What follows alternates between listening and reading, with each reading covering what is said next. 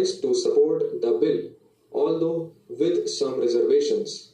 This bill, which seeks to amend our constitution, introduces, as the previous speaker said, no new principle at all.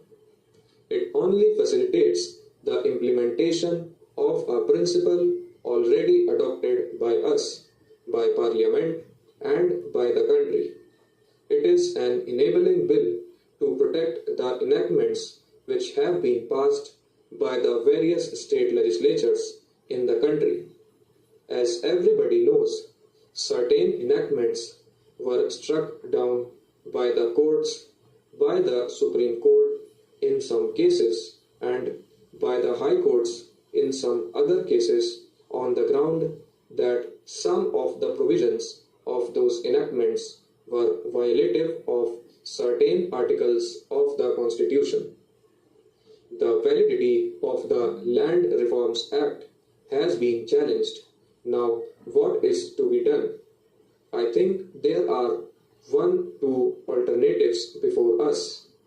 Either we have to give up once and for all the whole principle of land reforms, or we have to amend the Constitution in such a way that the principle of land reforms is protected. There is no other way. Some honorable members are vociferous about the sanctity of the Constitution, but who wants the sanctity of the Constitution to be violated? It is being argued that this bill violates the fundamental rights enshrined in the Constitution. The right to acquire and hold property guaranteed by one of the articles of the Constitution is interpreted as the right of the landlord to exploit the peasants and amass unearned income. Of course, they do not speak for the landlord. They speak for the entire agrarian population. They speak for the small, downtrodden peasant proprietors. But does this bill hurt the peasant proprietors? The bulk of the peasant proprietors in our country hold only very small parcels of land. According to the census of agricultural holdings, 82% of the agriculturists hold below 5 acres of land. The bill does not speak to dispossess them, these millions of small peasant proprietors. Only a small number of persons owning large estates, owning large proprietary rights, only a few big landlords will be affected. In the name of Ryotwari settlements, these landlords have amassed extensive plots of land, extensive holdings. They do not cultivate the land themselves. Some of them cultivate their land with the help of hired labor, and others farm them out to tenants, subtenants, or sharecroppers.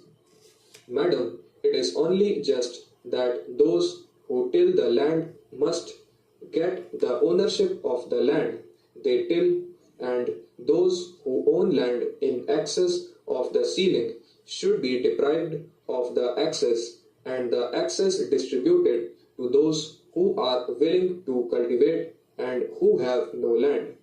What is wrong in this?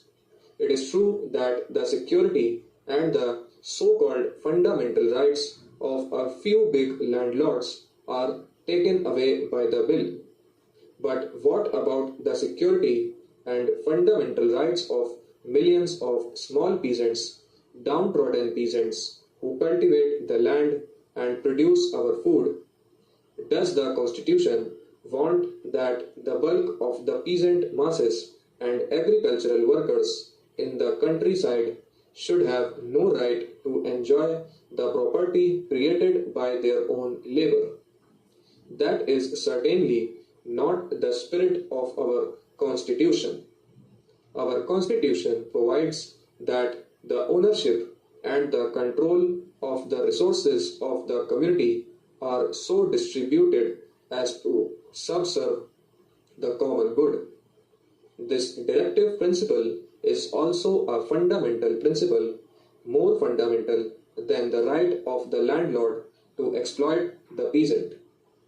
Those who raise the banner of fundamental rights, I am afraid, want the exploitation of the rural poor to continue. They want the landlord to dominate the rural scene forever. They want to turn the clock back. Madam, this private property in land is not an age-old institution as some people imagine. Just like the zamindari, jagirdari, talukdari, etc., the Rayotwari settlements also were created and sanctified by the British imperialists not for the good of the country but for their own benefit. It was under the British that the feudal upper stratum of the rural society became Rayotwari landlords. The middle peasants, the small peasants, the poor peasants all suffered in this process.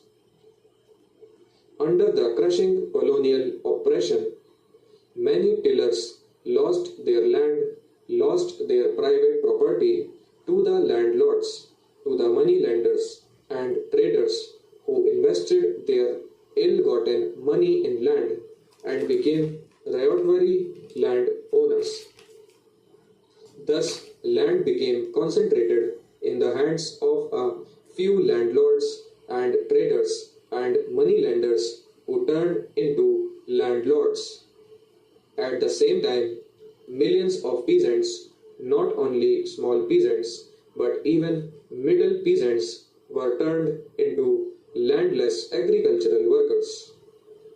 It is a notorious fact that the families that stocked the land in the last quarter of the 19th century and at the beginning of the present century, the impoverishment of the bulk of our peasants, the increase in the number of landless agricultural workers, all these were the results of this process.